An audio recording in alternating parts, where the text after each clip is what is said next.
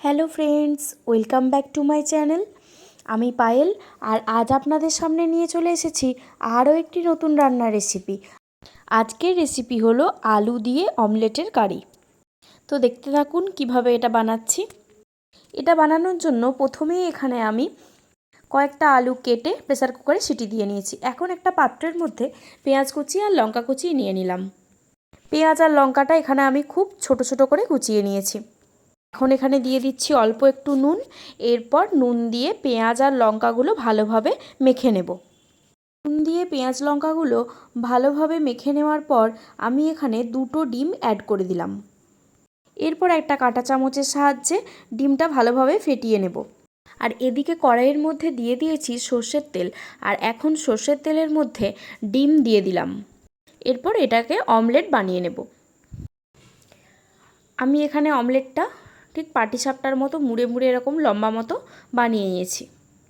এরপর এটা কড়াই থেকে নামিয়ে পিস পিস করে কেটে নেব। তারপর এগুলো একটা পাত্রের মধ্যে রেখে দিলাম। এরপর ওই কড়াইয়ের মধ্যেই তেল দিয়ে এখন দিয়ে দিলাম গোটা শুকনো লঙ্কা একটা, দিয়ে দিচ্ছি একটা গোটা তেজপাতা, আর দিয়ে দেব 1 চা চামচ গোটা জিরে।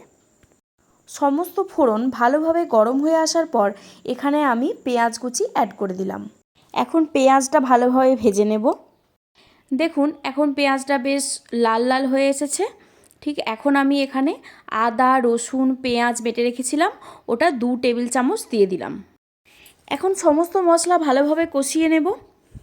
মিনিট 2-এর মতো ভালোভাবে মশলাটা কষিয়ে নেওয়ার পর এখন এখানে আমি কিছু গুঁড়ো মশলা অ্যাড করে দেব।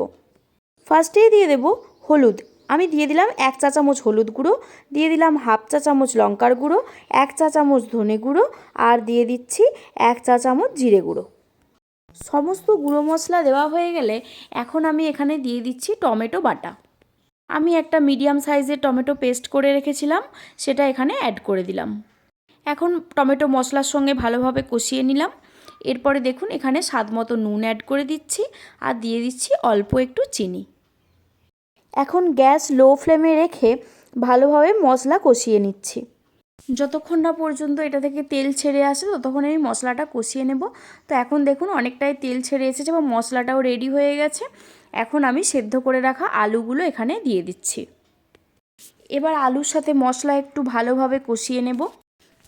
দেখুন এখানে আলুর সাথে মশলা মিশিয়ে নিয়েছি, আর এখন এখানে জল অ্যাড করে দিলাম।